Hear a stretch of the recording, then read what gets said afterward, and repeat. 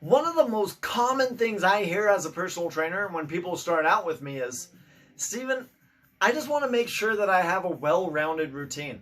I want to make sure there's not stuff that I should be doing that I'm not doing.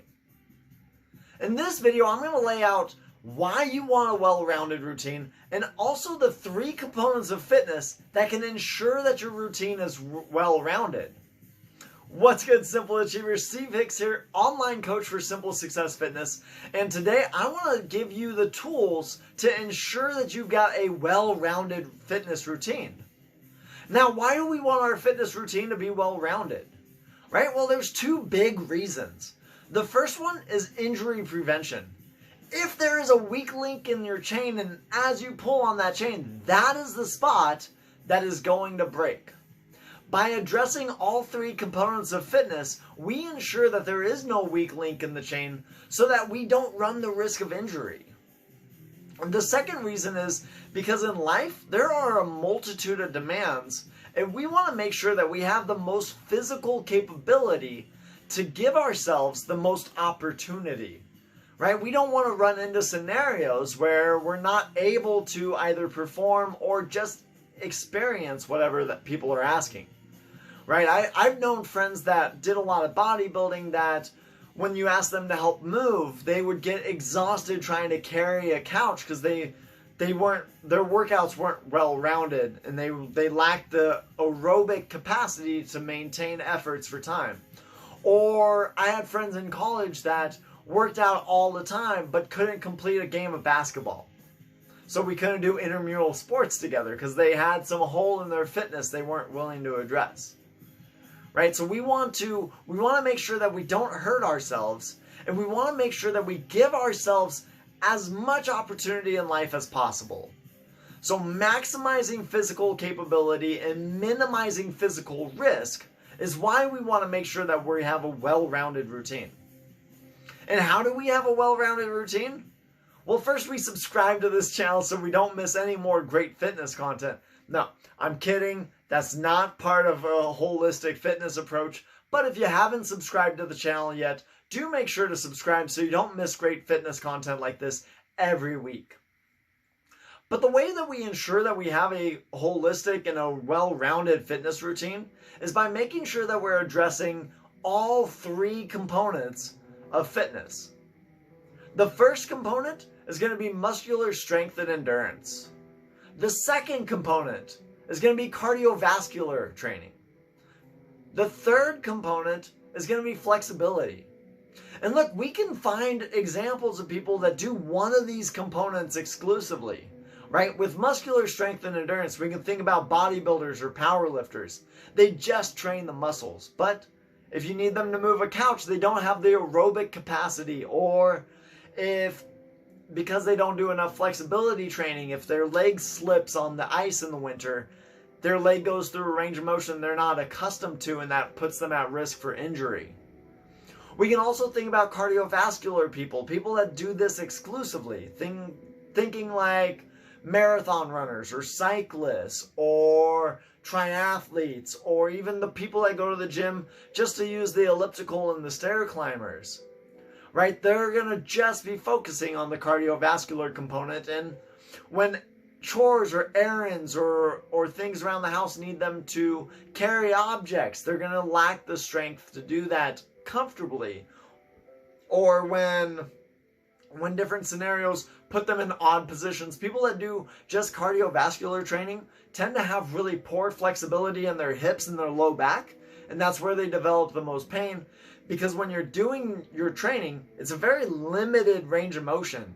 If you think about running, your leg's only going to move a couple inches back and forth. It's not going to go all the way through a full range of motion. So it's not going to fully flex or fully extend. It'll just kind of stay in this middle range and get really tight in that middle range.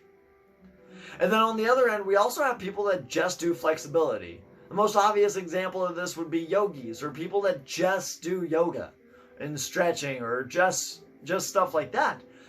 They're going to be missing out on the aerobic capacity. Anytime life tries to go faster or further, if they're on a hike, they're going to have some difficulties with that because it's a longer duration than what they're accustomed to. and they're not used to this sustained effort like that. Or, if same scenario with the cardiovascular people, if they need something that requires more strength to move objects around the house, it's just going to be a tougher struggle than it needs to be. So when you have all three components, and let's be honest, all three of those components are crucial. They do different things in the body. The muscular strength and endurance, that allows us a lot of locomotion and ability to move outside objects. The cardiovascular, that's going to give us a lot of heart health and a lot of lung capacity and ability to recover between workouts. The muscular strength I didn't mention also has been shown to help reduce blood pressure and do better blood sugar regulations. The flexibility components, that allows the body to move and in range of motions without pain, so it gives you more physical capabilities. And it's also been shown to help reduce stress and help with stress management. So there's health outcomes there that we want to address.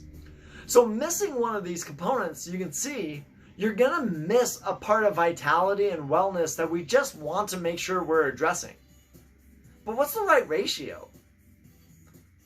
Well, the first question to ask is if there's one component in particular that you like the most. If there's something that you're most interested in, you'll probably deviate towards that the most. And that's okay.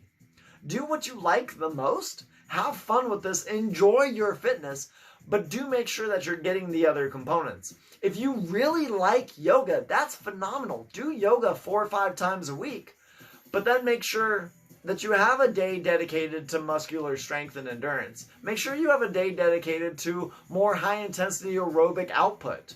Make sure that you're addressing these so that you don't develop these weak links in your chain. If you prefer running, if you want to be a marathoner, that's great. Go ahead and run. But make sure that you're getting some strength, some flexibility to make sure the hips stay happy, and some strength training to make sure that your upper body is addressed.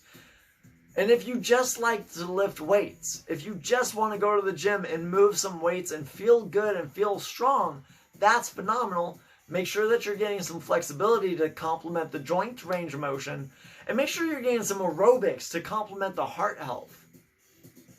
But if there's not one of these components that you are privy to, or that you bias towards, then the ideal ratio I recommend for people is usually I put a higher premium on resistance training. The reason I put a higher premium on resistance training is it's the only form of exercise that does a really great job of adequately hitting all three components. Right? If you're doing resistance training and you're going through a full range of motion, the weight of the external force will facilitate some more stretching and allow you to become more flexible over time. And then if you're pairing exercises together and extending your set duration, it gets the heart rate elevated and flowing in a way that mimics aerobic training. It's not as good as straight up aerobic training, or not quite as flexible as straight up flexibility training, but it does address all three components at once. So I put a higher premium on resistance training, and I usually recommend people get a 3-to-2 or a 2-to-1 ratio of resistance training to aerobics. Right? So if you're working out 5 days a week, I would recommend resistance training 3 days and aerobic training 2 days. Or if you're trying to mix it in a workout, I would spend 3/4 of the time doing resistance training and 1/4 of the time doing aerobics. I also recommend that people do flexibility training within each workout. I have dynamic stretches that I have people do as warm-ups, and then I have static stretches I have people do as a cool down. But to make sure that they're getting about 10 minutes per workout, at least 10 minutes per workout with some flexibility component, if not doing that as a separate workout itself, say with a yoga routine. I know myself, I do yoga each morning as part of my work or part of my wake-up routine, so I make sure that that's addressed there. So that's kind of the ideal general health and wellness ratio that I recommend. About 3-2 or 2-1 of resistance training to aerobics. And to make sure that you're getting at least 10 minutes of some type of flexibility before and after each workout to make sure that all three components are being addressed in your workout routines, to make sure that you have a balanced routine, a well-rounded routine, something that's going to set you up for the best injury prevention and give you the most physical capability. So put this to use. If you have any questions and you need some help making sure that you're designing a workout that's routine, or a routine that is well balanced and well rounded, well, that's what online coaching is all about. What I do is I make a custom plan for every one of my clients, and I make sure that everyone is getting a well-rounded routine so that they're at the least amount of risk for injury and they are at the most possible potential for physical capability and opportunity. And if you're interested in coaching, I'll put a link down in the description box.